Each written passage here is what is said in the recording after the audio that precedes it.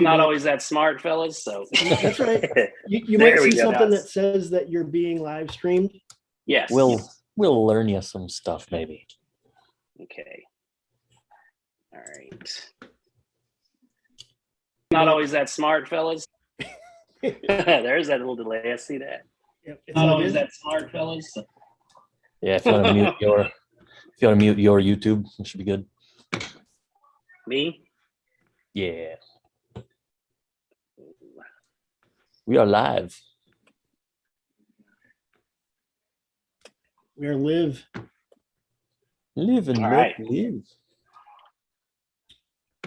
Right. All right.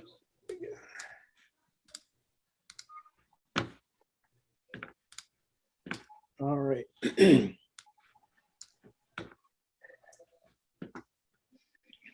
And welcome to episode 74 of the Thrash Report.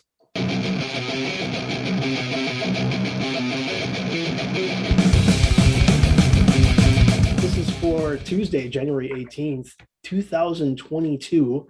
My name is Chris, and joining me, my co-host, Jim Osborne. Hey, Jim, what's going on, buddy? Not much, man. I am feeling pretty good, and you haven't been. I'm yes, I actually last week I tested positive for COVID.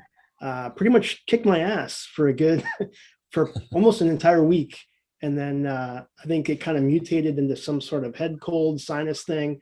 I got some antibiotics on Sunday, so hopefully we'll be able to crush this thing. But yeah, it knocked me on my ass. So again, my apologies to the listeners that we missed an episode last week, but thanks for hanging out with us.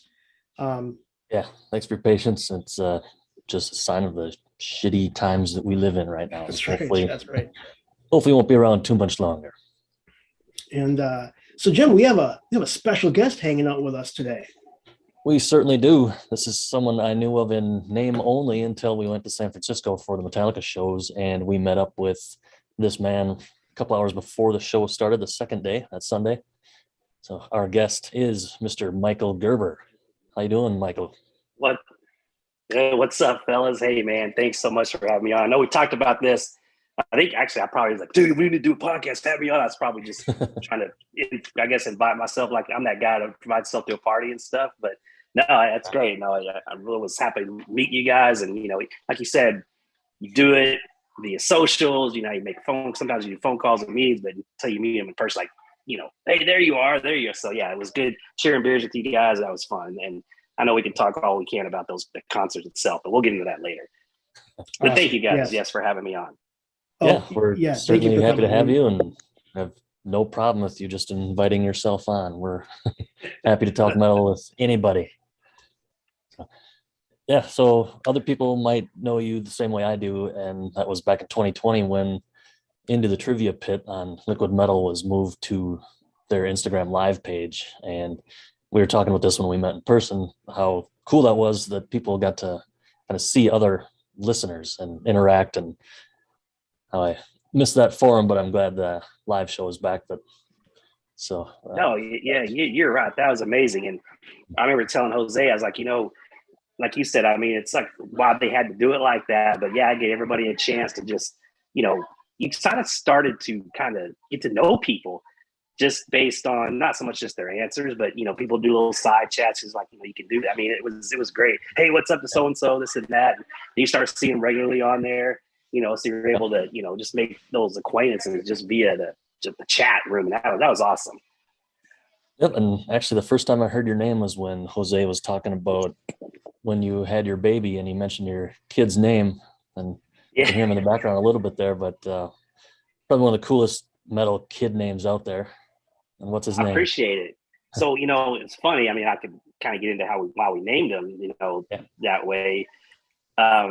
Real quick story, you know, we were kind of tied into a couple of names, whether it was, we were thinking Vincent Halen, you know, Vinny, I'm thinking Vinny Paul, and, you know, Vincent was something of the names you really liked, but, you know, I always picture, you know, come on, little Vinny, you know, come on. I just didn't roll. But then we waited till actually he was born. We saw him. He came out. I'm telling you, he was raging. I mean, he was just really raging. And really the rage came about because Jenny's middle name is Ray, R-A-E.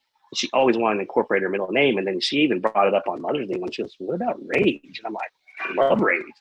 And so then there you go. So that's how we named him. And I always said, if he gets old enough, he wants to go by Rage, I love it. But either way, he's named, after Eddie Van Halen, but at the same time, Rage. As we all know, we go to shows, you just let the emotion out, you rage. And that's, so people are like, oh, it's Rage Against the Machine. Not necessarily. It's more of raging and how you express yourself like a show. That's the biggest bottom line for that. That's great. Halen Rage. So yeah, that's pretty awesome, man. Yeah. So how about a little more about you? Like we always ask our guests how they got into metal. So why don't we start with that and what got you into metal? Well, actually, originally I'm born and raised in Texas. I'm a Texas boy, so I don't know if I still have an accent. I get a little thicker when I go back home for the holidays, but I was, I hear a little. Good. I'm glad I still have it. I was that kid, I grew up, my first intro to music was actually outlaw country, and that was what my dad listened to. And then my sister introduced me to Motley Crue. So that kind of got me into that role. But then I'll credit my sister's boyfriend at the time.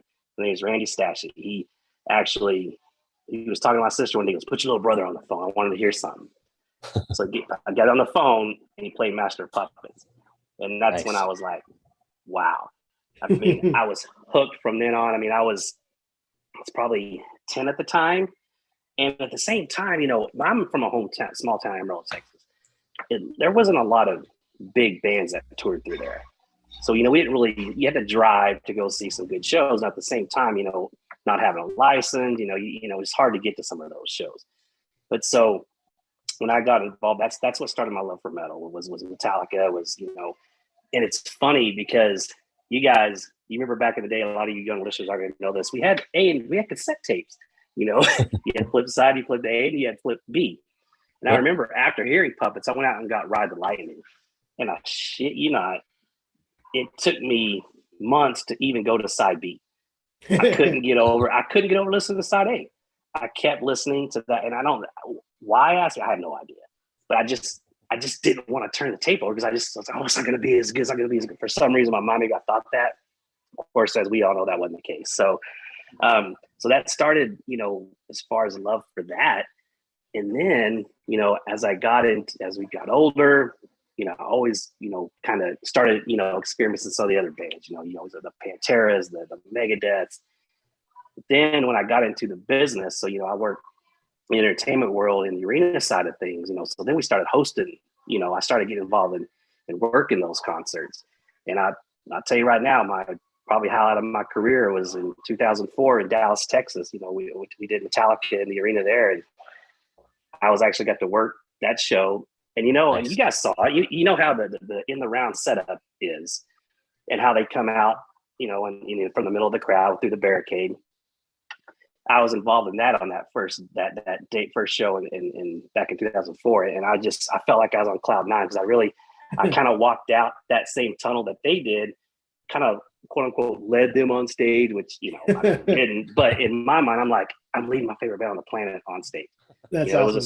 It was a surreal moment for me. So then ever since then, and I've always wanted to get, to this area, to LA where I'm at now, because I was always in love with the Sunset Strip back in the day. I know that's not really so much as metal, but that scene and that music. So sure. Ever since I got into this business, started doing all these shows, and just like, I can't get enough, like all of us. I mean, I work shows for a living, but I can't get over going to concerts for a living. And of course, the metal shows, those I do, you want to thrash, you want to mosh. But what's so cool is, as we saw when we were there in San Francisco, it's the people, man. I tell people all the time, I said, you're not going to have better committed, dedicated fans, not only to their bands, but to each other than metalheads. How many times do you see strangers down in the grocery store at the airport, they're wearing a metal shirt, nice shirt, and you're still friends? I mean, you guys could talk. I did that one time. I was working a concert about 7 years ago in Ontario, and we were doing a Trans-Siberian Orchestra show, and there was a couple coming in. The guy was wearing a Behemoth shirt. I was like, nice shirt, and we just started talking for like 10 minutes. And his girl was like, dude, come on, we're gonna miss the show. But we just, became instant friends, started talking about metal. It was great. That's awesome. Yeah. Yeah, We've it was talked about that interesting. a bunch. It was interesting.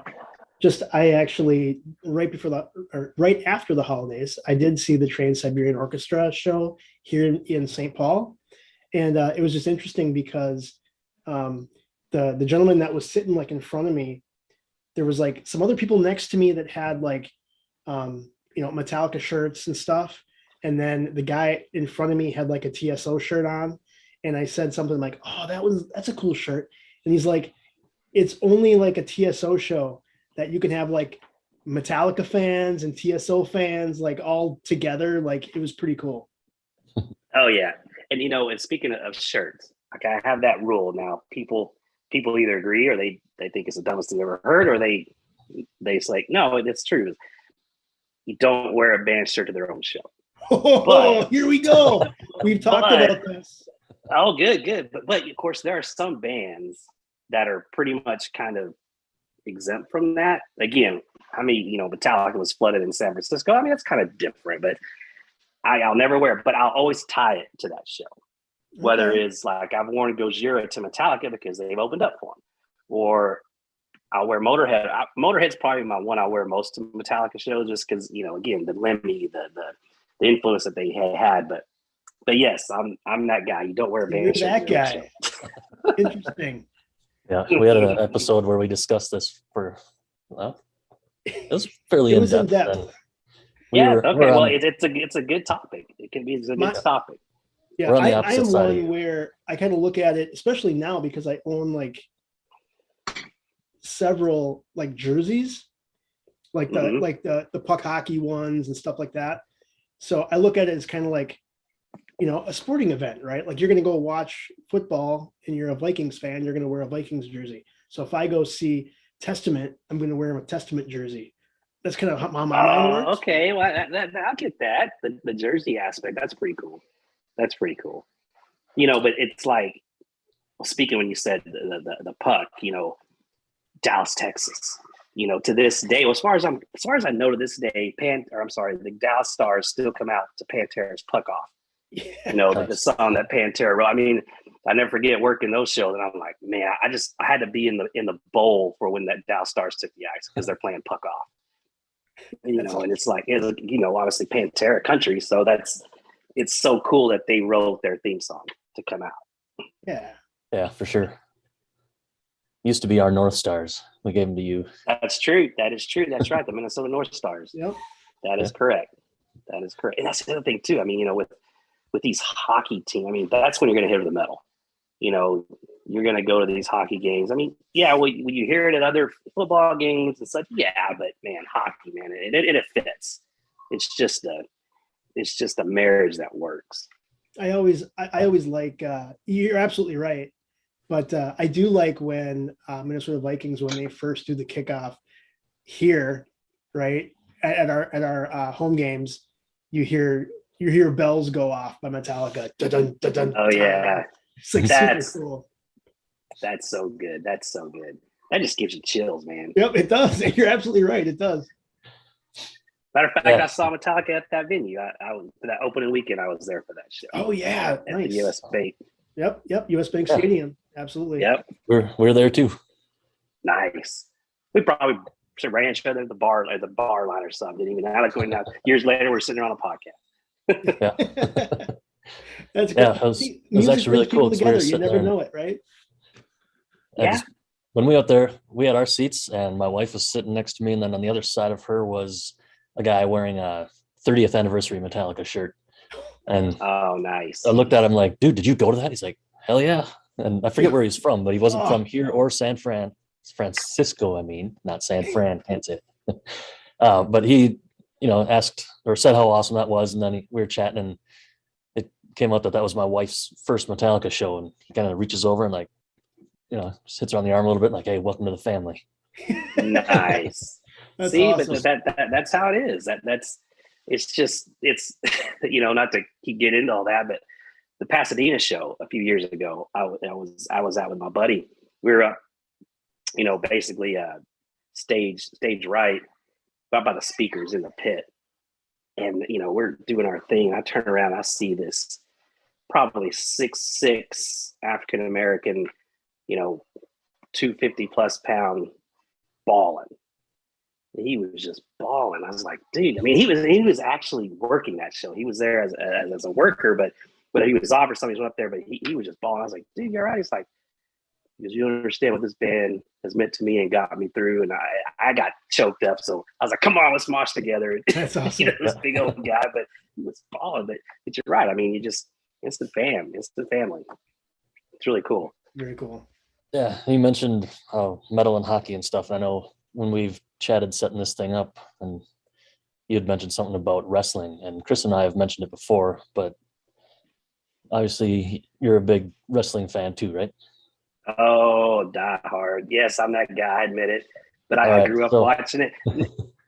Yeah, go ahead. No, I mean, and I'm not ashamed of it. Not at all. No reason. If anything, I'm ashamed of. It's probably I can't watch it as much as I used to. But then again, I do have a son to raise now. So, but in other words, so the storylines, I'm not up to par on.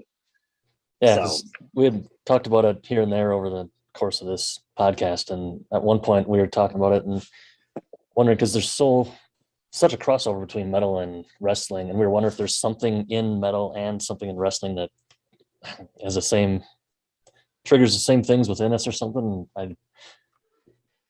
We let it go. We didn't really get into it. Maybe that like Michael, to what you're saying, it's how you get your rage out, man. Well, it is, and think about it. When before, and it's all about the entrance. A lot of it, especially with those performers, it's all about the entrance. And of course, WrestleMania, you've got production that WWE you just can't touch.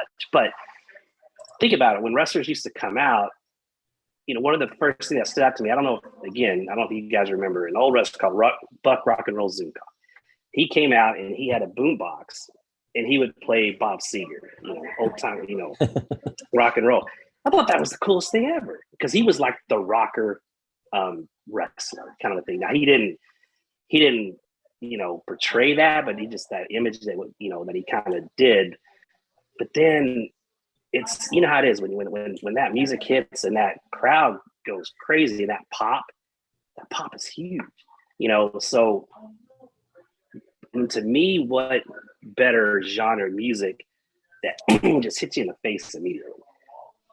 Like when you hear the Game, Triple H come out, you just hear the from Motorhead. I mean, that right there. I mean, you know who it is. I mean, it's in your face.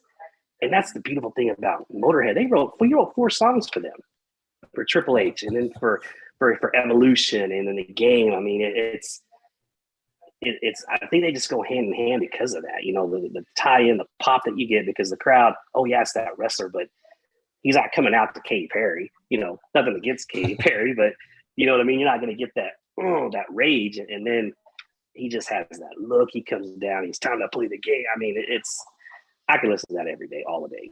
It's so good, and then you've got, and then when they did it live, a few times, WrestleMania, Motorhead performed it live when he came out.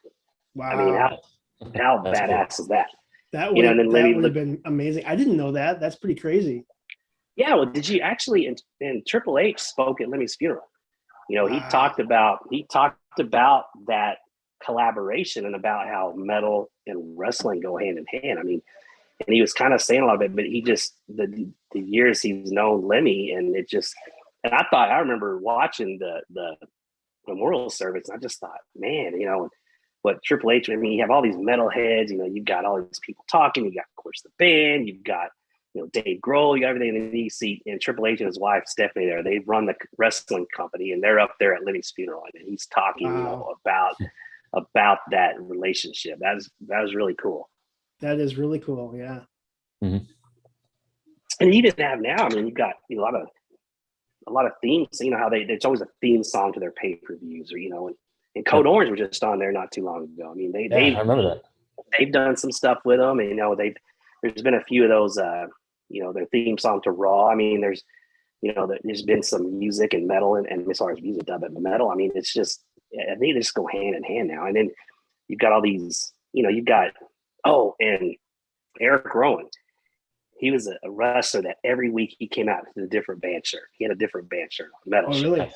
Oh yeah, it was great. And a lot of times there were Metal Blade artists, and so I'd be tweeting something. Brian Slagle would be tweeting something. Look, I mean, he's wearing, a Monomarth. He wore a Monomarth a few times. Just the other day, Edge, the wrestler Edge, came out and he was doing a promo with The Miz, and he's wearing a Slayer shirt.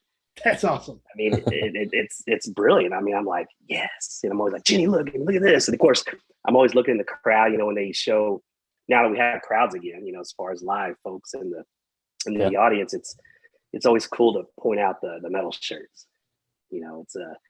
It's really cool. And it's funny how a lot of metalheads will do that anyway. You'll see people post about that. Oh, so-and-so's wearing this. You see that shirt he had on, and this and that. It's great. It's great. But yeah, that again, back to that tie-in with wrestling. I mean, it's there, man. And I think it's been there, and it's I don't want to say growing, because I think it's always growing when these new bands get involved. Like Anita Strauss, I mean, she's done a lot of stuff for WWE, did that as far as the national anthem a few times, and she's tied her, and they're tied with Triple H and the crew. And then of course Chris Jericho. Right. Look what he's doing in AEW, and he's probably he's honestly one of that guy's amazing, by the way. He is I've really heard cool. Not only is it just, I've heard just a really nice down to earth guy, but he does so many other things. It's pretty awesome. Yeah. And matter of fact, again, not to go back to Halen, and I always will tell this next I see Jericho, I always say Halen was born to Fozzie's Judas. That was a song that was playing when he was born, and I can't wait to tell him that. I had got some mutual acquaintances. I mean, I haven't, and I'd have to, hey, you remember me? Probably not, but I'd say, dude, my son was born to that. But yeah, I mean, that's another example of just, that's your ultimate collaboration, metal music and wrestling. Chris Jericho, you don't really get bigger than that. So then there's there's a wrestler that's frontman for a metal band too that Sean the Butcher always talks about. Is it Every Time I Die, or who's that? Yes. Actually, I think it is Every Time I Die, but I think they're actually, I don't know if they've dismantled. I think, isn't that the one that broke up? Yeah. This just recently happened. Yeah, just come up big old boy. Yeah. He's an AEW guy. Yeah, it's crazy, and you've got, you see they're different wrestlers, they're different. Like I said, the shirts that they wear, the patches. Mike Mazarian, he not Mazarian. I'm sorry, that's the Miz, but Kazarian, he used to, and he's a big time Metallica fan. Matter of fact, his logo on his ties used to have like the Metallica M with the and matter of fact, he's been on Jericho's podcast a few times just talking metal. That's awesome. It's so cool, and that makes me love wrestling even more. Kind of a tangent story here, but there's the Twin Cities area is pretty famous for producing a lot of wrestlers, and X-Pac or Six Pack, 123 Kid, whatever you want to call him. He actually lived by one of my wife's friend's house, and like back in high school or college or something, they were partying there, and he didn't join the party, but he did call the cops on him to tell him to be quiet and try to bust it up. That's great. Oh, that's part of it. See, that's the other thing, part of the faction of the NWO, which I talk about all the time. I love. Again, that's so cool for you youngins out there. Late 90s, NWO ruled it all. Yeah, I remember watching that. And X-Pac, he was part of that. Yep, I grew up watching it, when I was mid 80s, back when I thought it was real. And sorry if you think it is real still. I don't mean to ruin that for you, but dude, I had no idea. The only I always tell people all the time. Yeah, the only thing that I know about wrestling is after they kind of move away, like obviously all the stuff that Hulk Hogan did back in the 80s, 80s and early 90s. Then also the tie-in for Sergeant Slaughter with G.I. Joe, back in the 80s. That's the only reason why I know who Sergeant Slaughter was. Yeah, but those are the great angles. You got your baby face and you got your heel. Yep. And Hogan was your ultimate face until he dropped the leg on Savage at Bash the Beach 96. created the NWO, the greatest heel turn of all time, in my humble opinion. Yep, and that brought me back into it, and I started watching after that again for a few years, and it was entertaining. You just love to hate him because he's the ultimate good guy, and now he's just a piece of crap. You just hate him. But part of the show, it was amazing. Yeah, and it's great. It's great to see what Jericho and them are doing with AEW. They've made it competitive again, you know, and AEW is just taking off. He does his, you know, his crews that he does. Of course, he's got his bands on there too. I mean, it's good to see that competitiveness again, you know, because that just makes everybody's product that much better. You know, that's what happened with the NWO and the Monday Night Wars, man. I mean, that competition, man, just elevated both. It was great. And I'm assuming your record collection contains the ECW soundtrack from late 90s. I have to find it. Yes, I have to find that, and like I said, a lot of my other stuff. It's really just anything that's Motorhead because it's all Triple H, you know, and you know the Ultimate Warrior. I mean, he came out. You remember that guy? He came shaking the rope. But again, that pop, that dun dun. I mean, that's just hard hitting riffs, you know, and then it gets you going. Yeah. Yeah. So, anything else about yourself you'd like to share? Like, I don't know, favorite bands. Obviously, Metallica's one, but what else are you into? Yeah, you know, I mean, it's all of the. It's always good to hear, you know, whether new bands coming out. That's one thing I love about SiriusXM and Jose and the channels and everything. I mean, you know, just hearing obviously the music, but the channels that you can get on there. You want to hear old school heavy, just go to, you know, Ozzy's Boneyard, you know, and then you want to, you know, Octane's got a lot of the new ones, and of course the Liquid Metal. But like, dude, what Gojira's putting out right now, and I mean that, and Mastodon, Slipknot's about to put out another one. You know, that's just hard and heavy. But you know, one band that, you know, I know we can kind of chat about was, you know, talking about thrash. You know, I really, really loved Power Trip.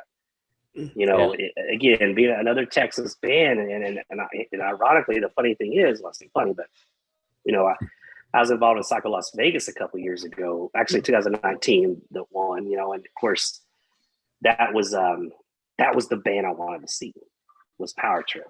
Now they weren't on the main stage, but you know, they were there, and this was really cool because they performed out at the beach part of at the hotel.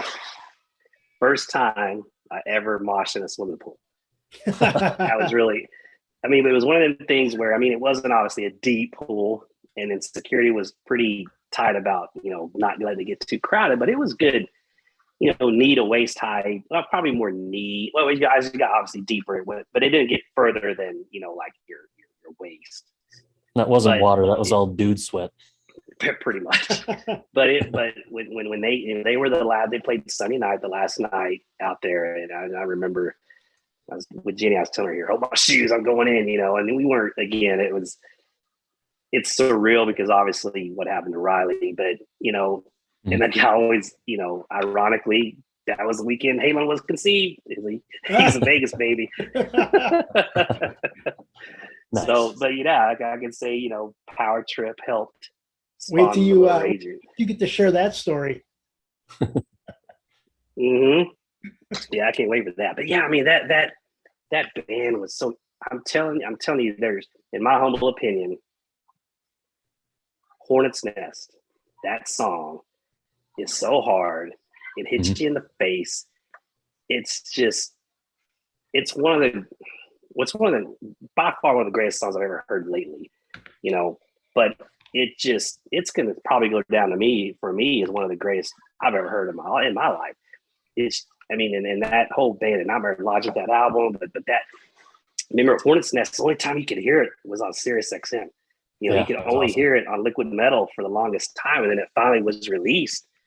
I was like, yes, but I mean that's, again, you know, they're from Texas, so that's, you know, obviously a tie there for me as well. But you know, I mean, you got, you know, of course, you can't top the King's Pantera, right? But they just had, you know, he's got his cowboy, or it's not cowboy, but it's this ball cap on. I mean, they just brought it, and they just, it wasn't glamorous, but it was just heavy fucking metal and thrash. And then that, to me, that was an ultimate. There it is. I mean, just listen to that.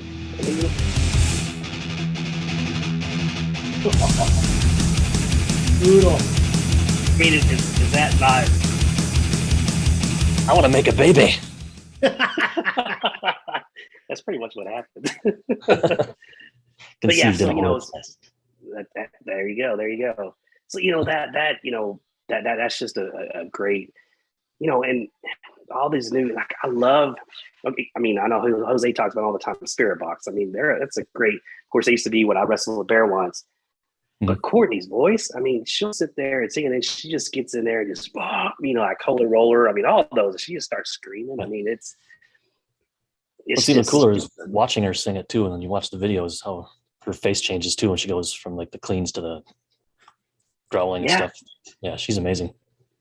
Yeah, so those are the ones. I mean, I say up and comers, or even just the ones that have just been out there, and that's what's great about a lot of the thrash bands. Like your Metallicas, your Megadeth, still putting out music. I mean, they've got 3, 4 now going on 4 generations of fans. Mm-hmm. And you got grandkids going to their shows, and it's unfortunately the whole, like, I was actually with the last ever Slayer show here in LA back in 19. Nice. That was that's another, you talk about emotional, but you're talking about it's fucking Slayer, and Kerry King just drops his chains on the stage, when they're done. I mean, it just that you're not gonna get. You don't really. I mean, granted, these bands now, when they get to that point, you're gonna have your longevities, but what do you think, Michael? Do you think we're gonna hear something from Slayer?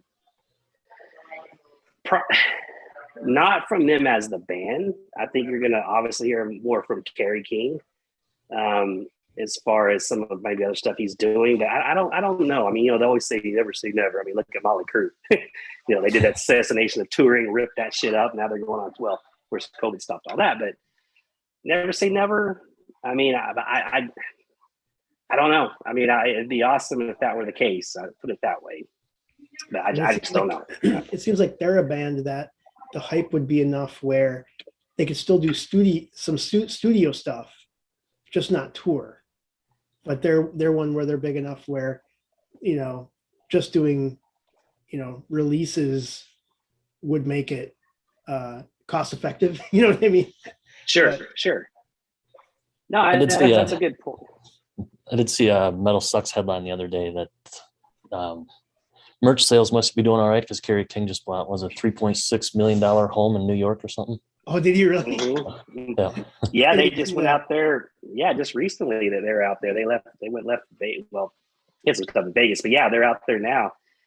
Him and Aisha and and the cats. So, but yeah, man, that talk about another just badass, just metal. I mean, I've had the privilege of meeting him a few times, and actually I went to a hockey game with him and Slagle and Lizzie Borden a few years ago, and they're in Vegas, and I'm sitting there going, I'm sitting right next to Kerry King, no big deal. But try to not fanboy, but yeah, I mean, he's again one of those guys, not messing like that. Where they're with mutual friends too, and so again, I was very fortunate to do that. So great guy, yeah. He'll open. He's and he's a big time snake guy. They've got like a snake farm. So that's crazy. I don't know if he got him in his apartment right now, but they're in New York. Yeah, it's like he does dog shows or something too, doesn't he? Does he have show dogs too? I think so. I believe so. And we talk, then we talk about the, look at Megadeth, look at Anthrax, of course, the original Big Four, that Thrash. I loved, when Anthrax put out For All Kings a few years ago. That, a lot of people don't think it's one of their best albums, but man, that thing was just a great sounding album. Yeah, it was. And Joey and Belladonna's voice. I mean, hell, he does national anthems all the time. That guy's voice is amazing. It's again great to seeing those, those the big four still bringing it. The metal tour of the year is about to kick back on with Megadeth. Yep. Lamb of God, Trivia. I mean, you want to talk about a kick in your face, man. And that's when you get there early. You don't want to miss any of those bands. It's unfortunate. Their end of that last leg, I was in between cities, between Arizona to California to Texas. I missed them. And I was like, damn it. Now, I've seen them before, of course, but it's like those bands, you're never going to not see them enough. You're never going to see them enough. So, I can't wait for that lay to kick back off. Yeah, I got to see that twice last fall and at the Knotfest, Iowa, and then in the Twin Cities 3 days apart. And that was my first 2 times seeing Lamb of God, and they just blew me away. That was awesome. Yeah. They're amazing. Exactly. Another one of those bands that I really, really enjoy right now is them. And of course, like a Slipknot. I mean, they just announced their next road show. I don't know if you saw that today. Yep. Yeah, I got my ticket this morning. Got it pre-sale. Oh, there you go. Yeah, and actually, speaking of Lamb of God, Jim, I was when they announced that second leg of Metal Tour of the Year, I was looking at what city I could visit to see the show. I hadn't pulled the trigger on it yet, but we'll see. We'll see how things are, because I've purchased a few more shows in the past couple weeks, and at the rate we're going, I know that at least here locally, they are rescheduling some stuff already. And I got an email just recently that said some of the venues in Minneapolis absolutely have mask enforcement and vaccination proof, stuff like that. So it's going to be interesting in the next year.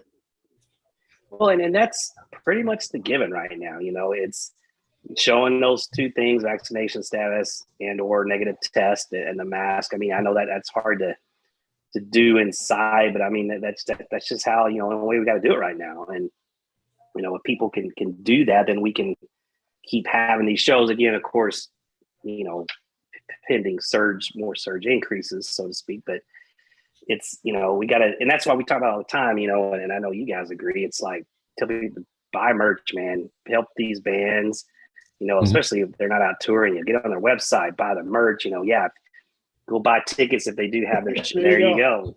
I mean, it's that. I think like y'all probably, most of my shirts are different concert tees, and that's all I really wear outside of work, or even to work sometimes. But I just got this one today, so people not watching but listening, I'm wearing a local band we've talked about a bunch of times. I'm wearing a nerd shirt today. That's actually that's the command key on a Mac keyboard. So hey, that is actually, you're right.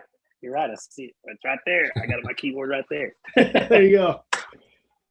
But yeah, I mean, that's again, that's the way, as you know, the way the world is right now. But we got just, that's the only way we can come to see shows right now. So, we got to toughen it out and, and respect other people and respect people's beliefs. But at the same time, it's the artist, it's the venue. I mean, those are, and anybody listening out there, just look at the venue's website, because every state is different. So a band, it's not up to the band. A lot of times not up to the band. It's up to what the local guidelines are in that state, that city. So what may be one thing in Arizona is not the same thing in California. And I know that for a fact because I've gone from one to one. I lived in Arizona where we didn't have those restrictions where it is now. I mean, there is those restrictions. So just look at the venue's website and they'll constantly update it. So if things change, that's the other thing too. I mean, just look on day of, the hours before, things can change, as you know. So look at the venue's website. Yeah, I recently, and that's good advice for those listeners. I know I've recently, I just got tickets for All That Remains, and I got tickets for Seven Dust. Seven Dust announced a handful of shows. It wasn't a huge leg, but I know they're going to be here locally, so I'm excited to see them as well. Yeah, Tetrarch, that'd be cool. Yeah, Tetrarch is open for them, yeah. That'll be a good one. So which one are you guys looking forward to coming up? I mean, I know there's a lot. It's hard to pick one. Which show? Yeah. Man, I don't know that I really have one right now. I guess it'd have to be I haven't decided if I'm going or not yet. I originally had tickets to the Bay Strikes Back. Yes, I got tickets for that one. Bay Strikes Back with Testament and Exodus. Yeah. And I was That- hoping to go see I forget who's all on it. I was going to go see Extinction AD, but it's what, Cattle Decapitation, Yep, Creeping Death. that's February 1st. Yeah. Yep, I'll be in training that day, so I won't be able to make it. So that sucks. So, Nice. You guys gonna make the Vegas Metallica show? not this guy. Yeah, no, Yeah. it's probably not in the cards. Not in the cards for me this time.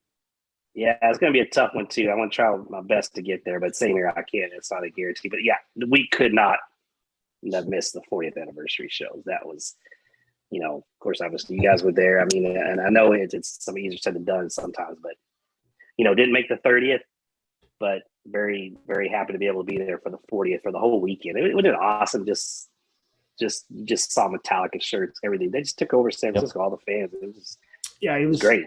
It was such a, I can't even, when you're trying to explain it to somebody, it's really hard to, it doesn't do justice to the feeling of camaraderie and how important it was for the fans too, right? I mean, this is a once in a lifetime opportunity.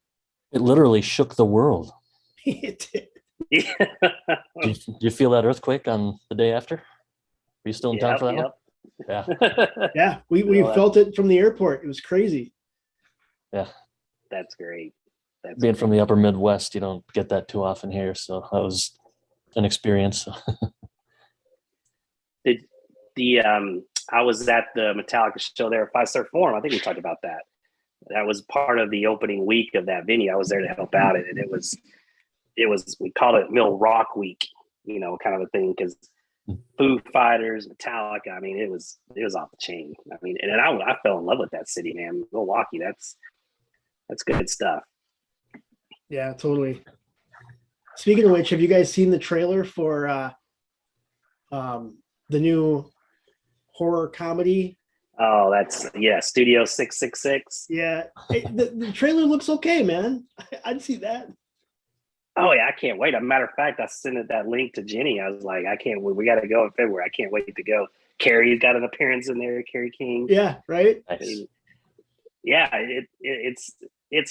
I think it's going to be great. I mean, but just for the fact of those two, things converging. But it's. Yeah, I mean, it's going to be a fun movie. Yeah, that's another spoke on that wheel with metal, wrestling, and horror movies. So That's right. all tied Oh together. yeah, that's true. We're gonna have to do, Jim. We keep on talking about it. We're gonna have to do an all movie episode where we talk about all the tie-ins and guest appearances and shit. Yep. And well, speaking of kind of back to the whole thing with Dave Grohl, I mean, talk about another just obviously he's your ultimate rock star, but that guy, all the barbecue he does at Dime Bash, he's out there for 2 days just grilling away, barbecue up. It's then he gets up, I'm gonna go up there and jam, with Scotty in and everybody, and it's just, of course, we all miss Nam. I mean, I don't know when that's gonna come back, but the Dime Bashes were just amazing. Jose helps put all that together, and of course Rita and everything. I mean, it's phenomenal, and just seeing everybody come together and jamming, and Dave doing his thing. I mean, it's pretty impressive. It really is. Yeah, totally. There it is, Dime Bash 2020. There you go. Yeah. Charlie, did we talk about that? I don't know, but yeah, it's going to be, everybody's just, just keep counting down the days and we can do that again. So we'll see. Yeah, for sure. Well, I want to know a little bit more about, your promotional company and like kind of what you do. And for those people that aren't familiar, you're kind of in the business. So we want to kind of know a little bit about what you do. Yeah. So, with Headliner Entertainment was something that, I kind of wanted to do kind of like as a hobby kind of a thing, but at the same time, just help. It's kind of one of those things, when you promote things that you believe in. Yeah. And and not only that with it and people and your friends and everything and family and just being around, that industry, it's kind of one of those things where I kind of started kind of on the side with it, not expecting to, I'm not going to make a living off this, but it's something that I wanted to do to help promote, whether it's up and coming bands, in the local market. Cause that's the thing. I mean, we all go to these big stadium shows, we see the, the big tours and everything, but, we always talk about go see live music, go see those 300, venue folks. And again, that's where, that's where that merch means so much when people are buying that, it's just, I want to help a lot of local bands kind of just get out there, whether it's putting a name to a face or connecting people and shake, hey, this is so-and-so from here. Oh, this is so-and-so here. What can that's the biggest kind of thing I wanted to do.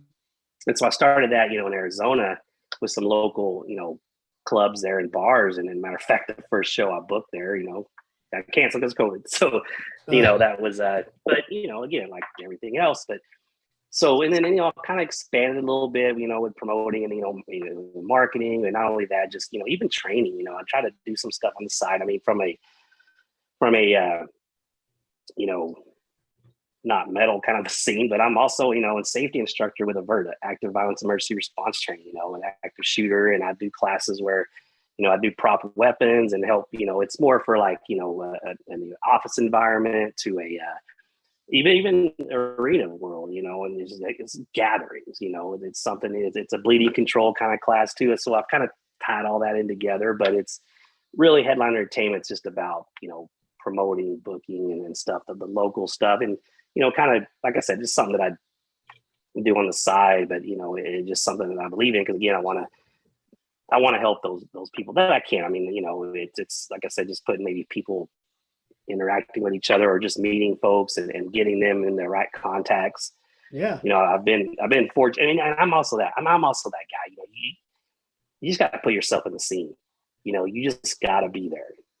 There's the best deals are made bellied up at a bar, in a lot of businesses, any business, it's all about relationships. And then, you just got to, and you just got to put yourself out there. I mean, yeah, I know those concert tickets aren't cheap. I get it. But, maybe you meet up at the after party or somewhere where, they're going to be, it's just, you just put yourself in the situation. Yeah. This career coach, Ken Coleman, if anybody knows, he has a couple best-selling books out there, but that's one of the things that he always talks about is, you have to be where those things are, like where that, whatever career you want, whatever job you want, if that's where you want to be, you have to put yourself, in that situation with those people. And like you said, it's all about relationships.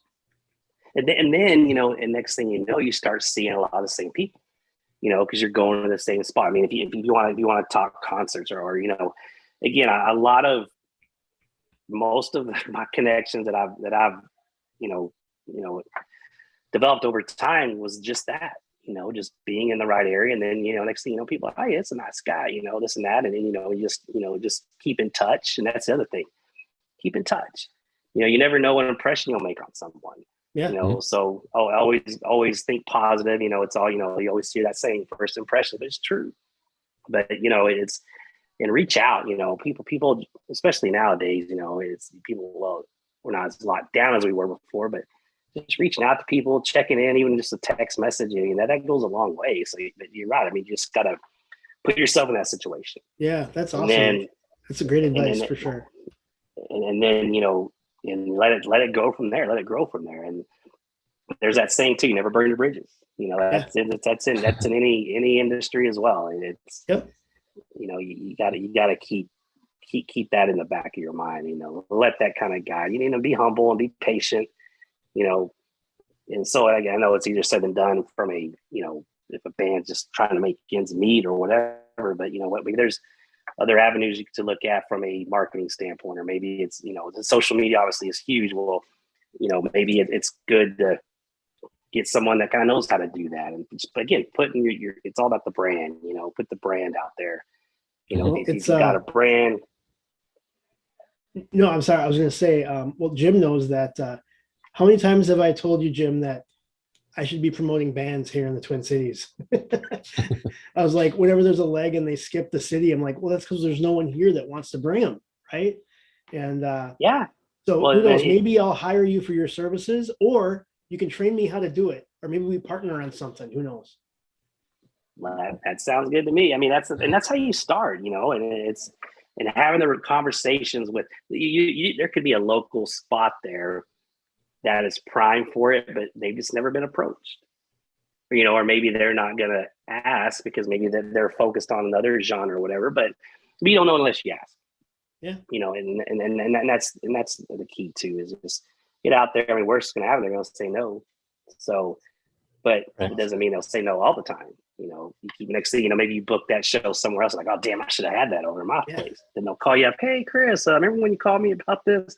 You know, something like that. So it's but yeah, you know, like I said, just a wrap as far as in a nutshell. That's what headliner entertainment is that's what it really boils down to, is promoting, booking, marketing, and even, like I said, even some training stuff that I can do on another kind of realm of stuff. But like I said, it's just that's really what that boils down to. And it's all about, you know, having fun and just, and it's about the music, you know. So Yeah, that's sounds great. awesome. That's great.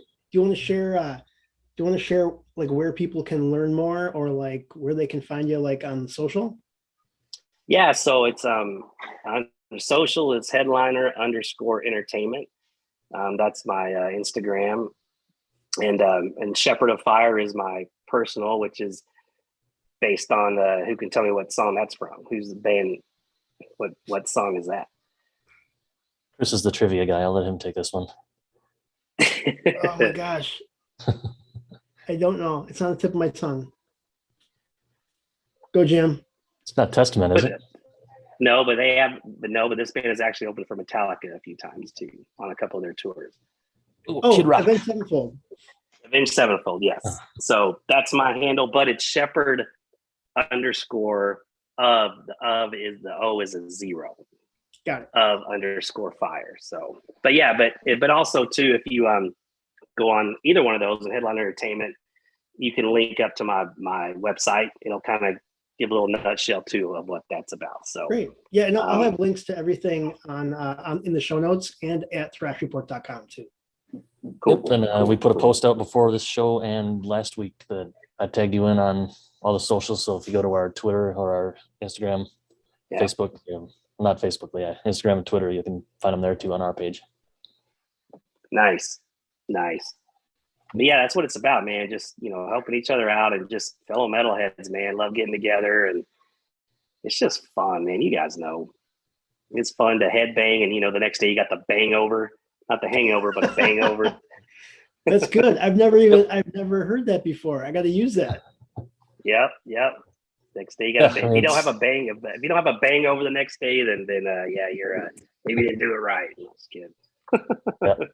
Well, you said it, man. It's like when we met in San Francisco, you know, we came to the place where you guys were hanging out, and I went up, said hey to Jose, and then he turned around and said, hey, this is Jim Osborne. And I remember you and Vinny came up, and like, I didn't recognize you by, or as soon as I'd never seen you before, so I didn't know who you were. Then Jose introduced you, and I'm like, oh yeah, Hail and Rage. Because you see all that stuff on social media, and then it's like when we met face to face, and I've said this before, it's like you've already known each other for so long, but it's like you don't have to go through a weird introduction or thing. It's great, really cool. And you're excited like, oh shit, there you are. Yeah, no, I totally get it, man. That was cool. I mean, it was a fun weekend, of course. But yeah, you're right. Going back to the trivia pit, I mean, the worst thing about that too is the damn autocorrect. I was, you know, everybody's like, I was first. But then damn autocorrect changes shit. Yep. And then of course Jose, he's don't have time anyway, so he's like, he misses it.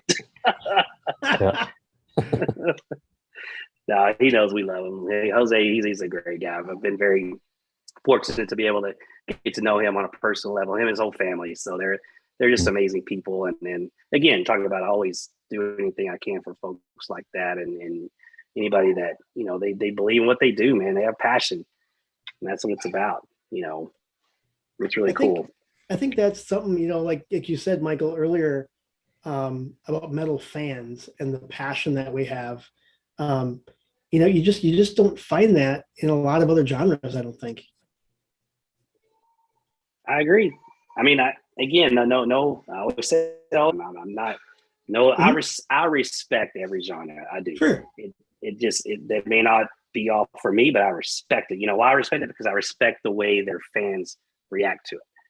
So, but yeah, we're just partial to the metal fans who react, but they may react a certain way in their genre. But like I said, I mean, I've been in the entertainment business for 20 years and I've worked every genre concerts. I've never seen a more close-knit fan than a metal fan.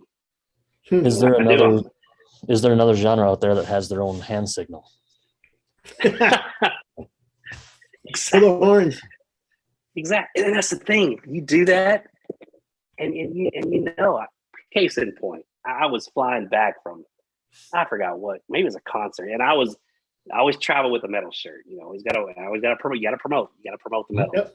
I'm traveling with a metal shirt, and then there's an employee. I was getting off the airplane. You know, you get up through the jetway or the tunnel thing, and you go out to your gate, and I'm walking, and I see this employee that he's wheeling a person in a wheelchair, and I think he's American Airlines, whatever. You know, he had the vest on. You know, he looked all nice. He had his hair in a ponytail, so he had long hair. I mean, he's probably a good 10, 15 feet away from me, but he sees me. He sees my shirt. He just gives me one of these. And I just give him one back. That's right. That's all you got to do. Horns. Yeah, we just keep going. You just throw the horns, man. It's great. I mean, you're right. I mean, it's you can't. I don't know of any other genre that has that. And it's so well known and universal. It's great. I'm that guy. I can't take a photo, even a personal photo, without giving the metal horns. You know, yeah. It's funny. Like all the pictures we do with Halen and Jenny, and there's always half of them that are going to be the metal horns. Of course, that's not the one she sends out in the Christmas cards, but it's hard not to do it. Right. I've actually started to do excuse me, something that I got from Dave Ellefson. Whenever I took a couple photos with him the few times I've met him, and he always just goes like this with a fist. I started to do that because I busted my pinky, so my pinky's all crooked. Look at that shit. It's like, it's like a fucking, dang. Like, what is up with that? So whenever I do the horns, I'm very self-conscious of how fucked up my pinky is. Well, do like I do. Put a skull ring on each finger. Yeah, there you go. That'd be good. That'd be awesome. Yeah. And of course, they got to go on these because these are my metal fingers. So that's why those two skull rings live on that end. But no, I hear what you're saying, though. Very cool. And before, again, we're going to start wrapping up here. And the one thing I did want to mention, too, is, we already went through all your contact info. And we're going to have all the links to all your contact info at thrashreport.com. We'll also tag you and link you on our socials when we post this episode. Goes live probably Thursday morning. I want to thank all of our listeners. We want to hear from you. We want to make sure that, let us know what your thoughts are. Let us know if you want to come on the show. Let us know what we should be talking about. If there's a new band that you hear of, we'd love to hear from you. You can always email us at thethrashreport@gmail.com. Michael, or Gerber, I can call you Gerber now, right? Yes, sir. You sure can. Awesome. I want to thank you so much for joining us on the podcast today. Hey, it was a blast. Thank you guys for having me, and thank you for accepting my self-invitation on it from me. Anytime, anytime, man. No problem at all. I hope to do this again soon, and we can keep going. We can talk about some other, obviously metal, but yeah, I'd love to be back on if you guys would have me, and we can go into those stories too. So, but thank you again, guys. I really appreciate it. Yep, I got two things. I want to thank you, Michael, for coming on. That's been awesome getting to chat with you. And the other thing is, today is the 18th. If you're watching this, you probably already know, but if you're listening and you haven't heard the new Extinction AD that dropped today, song called Mastic, go check it out. It's probably the best song they've done to date. It rips. check it out. Very good. Very good. It's actually in our Facebook feed today. So Yeah. go check it out. Thank you, everyone. Really appreciate it. Thanks, guys. We will see y'all next time. Thank you.